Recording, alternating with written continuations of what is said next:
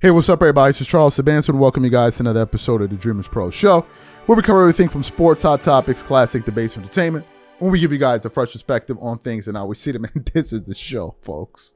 I'm going to absolutely love to talk about. But before we get into it, please make sure you like the video and sub to the channel. So, you know, your man, Pablo Torre, got the streets talking.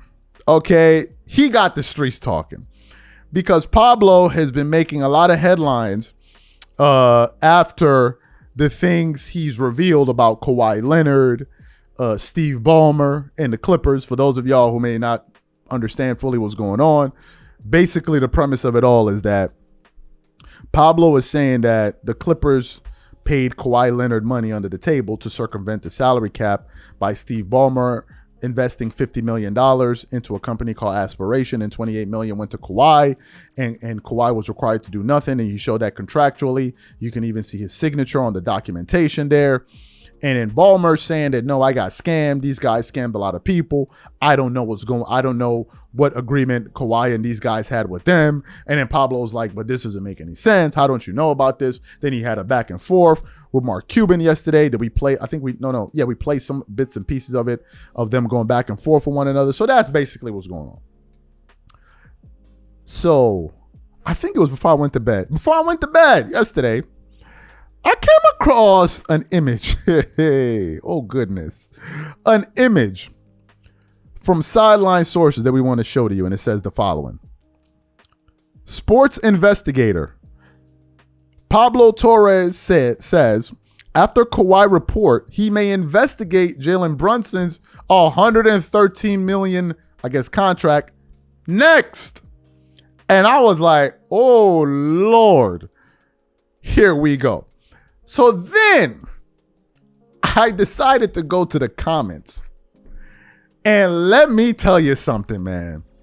Knicks fans / New Yorkers were not joking with Pablo. And what they were saying, they sent him a serious warning. Serious warning. But before I even get into what the fans said, let's play what Pablo had to say on the Dan Patrick show about his next target in Jalen Brunson. Take a listen to him here. And we don't know if those other owners have their own little shell game going. I don't know how in your reporting, if you're stumbling upon other owners who, because people love to talk. Once the first, person gets outed, now all of a sudden it feels like it's safe to out other people. Yeah. The difference here, and by the way, it's funny, like my tip line has never been more used by enemies of Jalen Brunson, right? Like look into that one, right? As well as, James Harden. Is there something in there with Jalen Brunson? Well, look, how he arrived at the Knicks, this is where I will have to defer to the reporting I may or may not do on this. Certainly was interesting, right? Like, okay, that's a pretty good deal for the Knicks. Has some whatever. Anyway, I don't want to get ahead of myself in terms of that's that. A tease, though. That's a tease. It's a bit of a tease. Okay. Yeah, I'm showing a little ankle with you. I always show a little bit more ankle than I should with you. But by the way, subscribe, like and subscribe. But the thing about how often this happens is a really fascinating question, because I would argue that it doesn't happen to this scale and with this level of documentation, which is only enabled because of the collapse of this fraudulent company. Fantastic. So you heard what Pablo had to say. Now, before we get into the comments, because y'all want to stick around for that, I read almost 100 of them. It was great. Y'all want to get y'all popcorn for this because it was fantastic. But before we get into what fans had to say, today's video is brought to you by sponsor, Game Time. One of the things I love the most is making unforgettable memories with family and friends. And one of the things I hate the most is overpaying for tickets only to find out that there was a better deal out there. That's one of the reasons I started using Game Time. Game Time is the easy go-to app for last-minute tickets to sports, concert, and theater events across 60+ states in the US and Canada. Game Time saves me time, money, and stress by curating only the best deals, so I'm not wasting a whole bunch of time scrolling through overpriced tickets. Game Time Picks is my favorite tool. It highlights the best value seats instantly. No more guesswork, no more wasting time. For example, I'm really looking forward to watching some of these NBA Summer League games. Here's what I like to do. I choose between the cheapest deal, the great deal, or the amazing deal. Once you select the ticket you want, you can use their panoramic seat view to ensure you know exactly what you're getting before you buy. So take the guesswork out of buying tickets with Game Time. Download the app, create an account, and use code CLNS for $20 off your first purchase. Again, create an account and use redeem code CLNS for $20 off. And remember, whenever you support this sponsor, you're supporting this channel. Thank you. Okay. Let's get into these comments.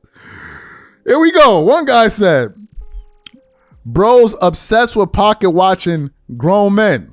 That ain't even it, bro. Let's keep going. One guy said, how did Dallas get the #1 pick? Another guy said, man, investigate the politicians. Another guy said, hell yeah, keep going after these situations. It's funny seeing people mad in the comments. Hold up. Another guy said, Brunson, we're going full excommunicado. Another guy said, investigating everything but how the Lakers got Doncic, and then next year Mavs were gifted with the #1 pick. It gets worse. Another guy says, I can wholeheartedly say I don't care. Leave him alone. Here we go. One guy said, Pablo out here snitching on youngs to put money in his own pocket. This ninja must be broke. Hold on, it keeps getting better. He says he better chill before the NBA put a hit out on him. LOL. It gets better. Bro the Fez. Broke AAAH. I think broke ass pocket watching. Another guy says it gets better. Imagine having a career where people tell you get life. Another guy said, professional snitch. Another guy says, Knicks mob catch him in NYC is quiet. Another guy said, smack ends all this for good. It gets better. Another guy said, at Pablo, bro, I mean this in the most respectful way possible. You need security to move in New York City if you go dig up something. Let's keep going. Somebody said, where Luigi Mangione when you need him? Another guy posted a bunch of rats. Another guy said, why does this snitch have a platform? Another guy says, F with Brunson and you ain't allowed to walk the New York City streets. This other guy said, this dude getting me tight at this point. Another guy said, why you snitching though? And it just kept on getting better and better and better. Let me tell y'all while I'm laughing, man. I was reading these comments in a New York City accent. And bro, it was just hitting a different way, man. Like, I told you I was recently in New York. Okay, I was recently in New York.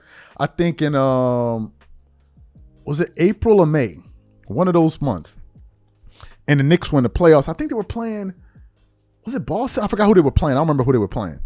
But I know the Knicks had just won a game. And I was staying in the city. And after that game, the Knicks won. I didn't go to 34th Street. I was on, I think I was on like 38th Street or something like that. I don't remember.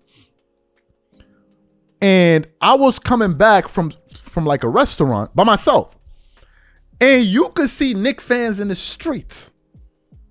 Like you saw a dude looking like he was drunk. He had a Knicks jersey on. You seen another dude on a bike with his jersey. Like Knicks fans don't play with the New Yorkers don't play with the Knicks. They don't play at all. You saw what Brian Windhorst went through when he was leaving the Garden. Now, I don't even know why he was there by himself like that. I don't know what he thought New York was. Maybe he thought because, okay, I'm at the Garden. I'm in New York City. It's all, no, it ain't. You saw how they were harassing him out there. So reading these comments, man, like New York ain't, they're not playing with this dude. Y'all think it's a joke. They're not playing with him. They're like, go investigate somebody else. Go look into somebody else. And I don't even know why you would look at Brunson Because Brunson, at least his reason was he lowered his money so he can get other guys' money on the team. It wasn't like as if Kawhi Leonard was lowering his money so other guys can get paid. That was a totally different thing. Totally different thing. And my thing is, well, if you're investigating Brunson next, then investigate everybody. If you're going to investigate Brunson, investigate Clutch Sports. And ask yourself, how is it not tampering that Rich Paul, who's LeBron's agent, and is connected directly to LeBron, every team LeBron is on is a whole bunch of clutch clients on that team. You're not going to investigate that neither? What about the 2011 Miami? With the collusion and all that, when they got there, when we published the video of Lenny Kravitz talking about we've been knowing about this for months. And he wasn't supposed to say that. But you're supposed to start negotiating with teams after the trade deadline starts or whatever it is. What about that? You're not going to investigate that. You're just choosing on these teams. So if you're going to do that, do everybody. Investigate all the NBA. But in terms of these Knicks fans, they are not playing. Trust and believe. Them dudes is not playing. Now, we're talking about another city or whatever it is, but me being in New York or growing up in New York, them dudes they're not playing when they say that. They're not playing at all. These are my thoughts, man. Whatever you guys think, please leave your thoughts and comments in the comment section. And shout out to New York, man. Shout out to New York. Catch you guys on the next show. And I'm out. Peace.